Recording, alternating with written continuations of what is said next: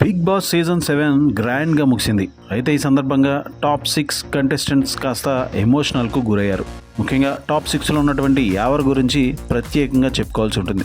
ఎందుకంటే భాష రాకపోయినప్పటికీ యావర్ చాలా చక్కగా రాణించాడని చెప్పాలి.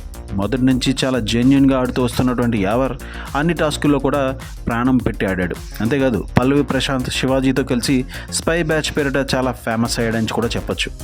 వీళ్ళు ముగ్గురు కలవడంతోనే సీరియల్ బ్యాచ్కు ఎగ్జిట్ డోర్ చాలాసార్లు పడిందని చెప్పాలి.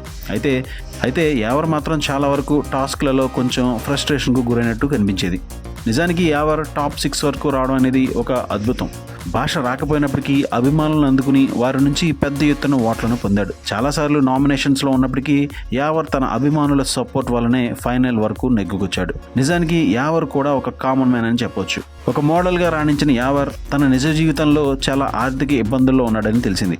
యావర్ సోదరుడు చెప్పిన దాని ప్రకారం చూస్తే వారి కుటుంబం చాలా అప్పుల్లో కూరుకున్నట్లు తెలిసింది.